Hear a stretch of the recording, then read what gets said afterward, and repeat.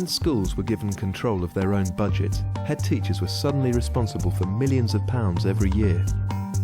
Today, finance is a critical and often difficult part of the job.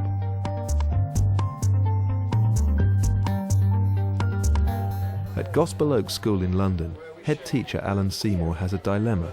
He wants to cover 10% of the non-contact time for his staff by employing a full-time music teacher, but he simply cannot afford it.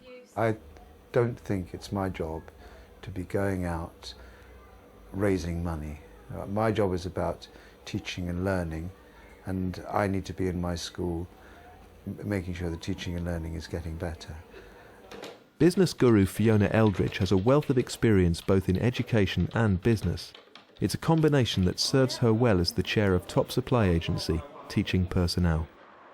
I joined Teaching Personnel as their chairman, and my role there is to help them balance education and business, and to ensure that everything that the company does is grounded within an educational background, but obviously also things like financial performance of the company and so on. Fiona has agreed to come to Gospel Oak and cast her expert eye over the finances. We do have some budget issues here. In fact, it's the main issue. We are going to have real problems in giving people 10% non-contact time next year.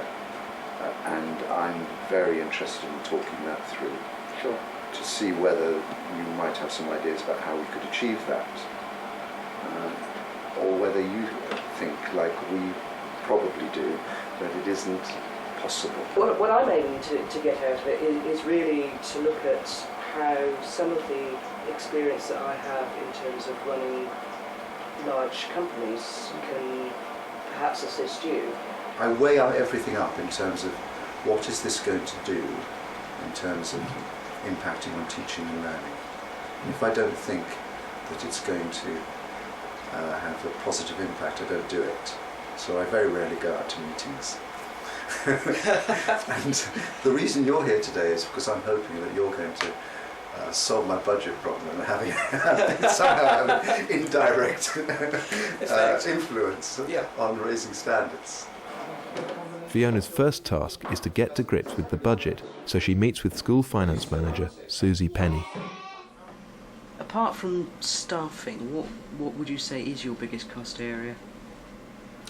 I suppose it is rates, water, gas, electricity. I mean, for both gas and electricity, we're in a big contract. Our gas bill, however, is just going up by 53%, as from the 1st of September. Are you tied into British Gas in some way, or? No, but I think that it's a 3-year contract. Right. So it's, it was renegotiated, and it's gone up. So we've got to find an extra £5,000 a year. There are savings that we could make, I'm sure, if if somebody stood over the photocopier all day long and said, "Are you sure you really want 6 copies? Would 3 be enough?" Yeah. Or things like that. I'm sure we could cut down on photocopying. I think we spend about £7,000 a year. Right. It's a lot of money. Fiona is also interested to find out what use the school makes of its premises. We let the school, we've got a regular Sunday booking to a local drama school. We've in the past had dance clubs, after school sort of ballet classes and yoga classes. We charge more or less £30 an hour at the moment. Right. And we can, the market is unlikely to bear very much more of that, more than that. And we make a profit with that. You can always do a separate thing at lunchtime. Fiona gets Alan to show her round the school so she can judge how resources are being spent for herself. What kind of noun did we say it was? Right, on we go. Can you remind me of the sliding that you did? I can see Nagin is using the side of her body. Sure Start gave us a substantial amount of money. I think it was about £10,000 to replace this and put in features like that. So that's safety. The safety surface. Stuff, yeah. So we're not doing badly, are we? In terms of... The nursery is an excellent resource, and I think they don't actually use it during the summer holidays. We're very short of working spaces for visiting professionals and for teaching assistants and so on. Somewhere in the region of 90 to 95% of the budget is already occupied by staff. So there is perhaps only a small area which we can look at in terms of redeployment of funding. The other year 3 class, who are currently some of them out doing the treasure hunt. Yep. In terms of Alan's situation, I think he's built a very strong school, and he's really very intent on ensuring that he raises the standards of teaching and learning. Now, within that context, obviously, there is quite a strain on his budget, and the current situation is that by September 2005, he will need to find 10% planning, preparation and assessment time for each of his permanent members of staff. So in order to release that time, his ideal solution is to be able to appoint a new member of staff who will look at music activities for the school. Sadly, his budget doesn't stretch to that, so the challenge is very much how he can actually provide that teacher, which is his preferred solution. So what are Fiona's first thoughts about the school?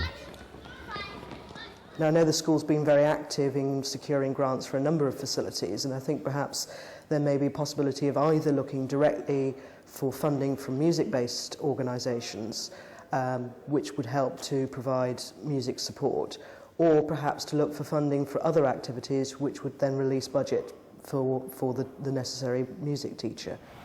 She was very easy to talk to, and I think I'm very interested in what she's going to come back with. She immediately established that she had a good understanding of the issues. It's a week later, and Fiona is back to see Alan and discuss her ideas. If we start in terms of looking at revenue generation, I mean, clearly your biggest area of revenue is the per capita funding per pupil.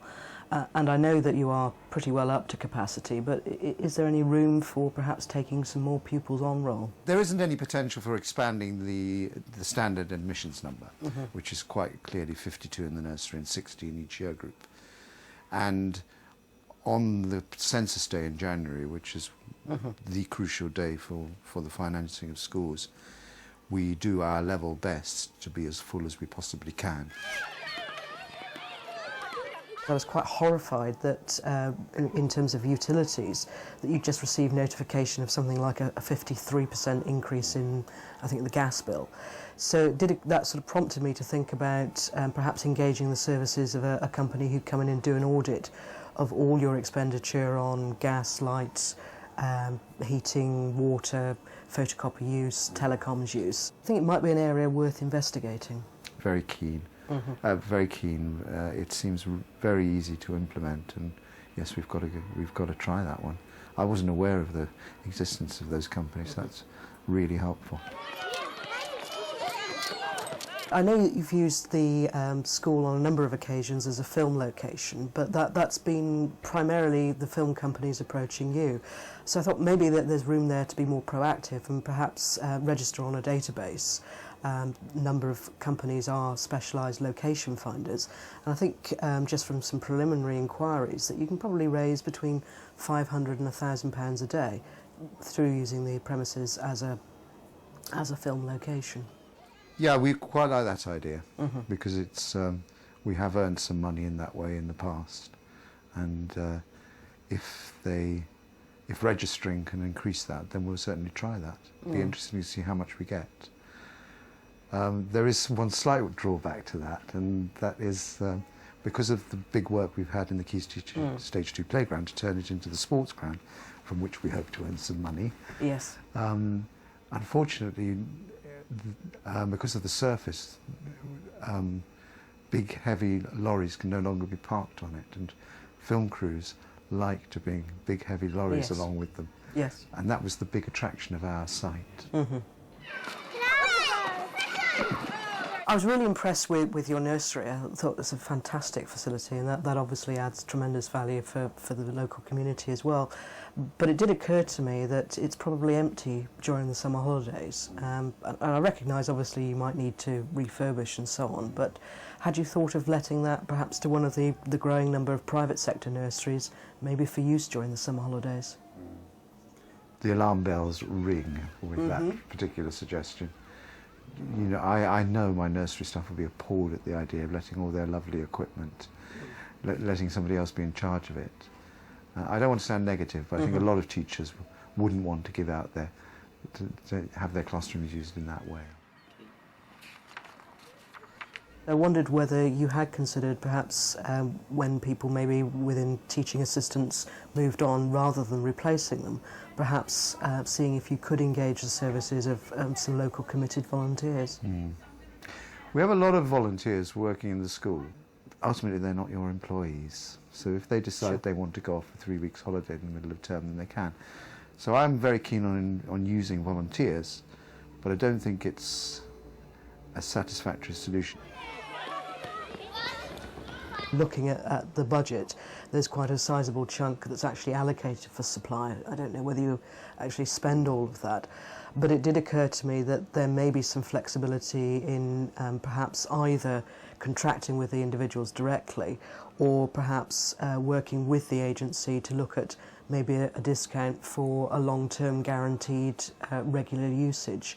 Because clearly in the agency's interest is knowing that bookings are coming in, and in your interest is the stability of knowing who's coming in to actually work with you. Yeah, I think there's mileage in that one as well, because we do spend a fair bit on supply, because we send a lot of people on courses, and we're committed to continuing that. Yes, I could have a word with the agency. We'd bring them some good business. Looking at a number of other areas and looking at perhaps what's worked in other schools, I'm aware that there have been some quite good developments in terms of relationships with local businesses, either that are perhaps parent-owned or ones which are key to the local area. Tell me a little bit more. Tell you a little bit more.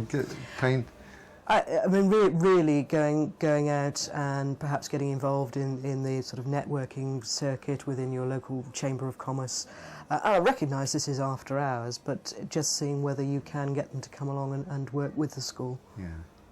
Yeah, that kind of thing does provoke a philosophical reaction on my part. So I had to deserve a work-life balance, and I don't particularly want to go and hobnob with the local round table or Chamber of Commerce, or be what it may, trying to get money out of them. I don't like begging anyway, which is in effect what it is. Sure. And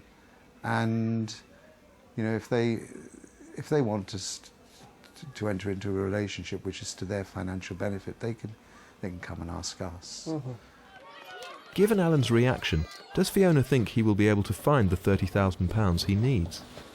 I think it's going to be challenging for him, but I think there are ways of certainly going a long way towards raising that amount of money. And what can other schools do to access expertise like Fiona's? The majority of schools have got excellent resources within their boards of governors. So there may well be somebody there with management experience or financial experience who can guide them, and I'm sure in many cases they are indeed doing so. But of course also there are advisors there that they can talk to, either in the private sector or from the local authority. Since meeting Fiona, Alan has registered the school on a film location database. He has begun the process of an energy audit, which, along with savings he is making to his staffing costs, mean that next term he will be able to afford a full-time music teacher.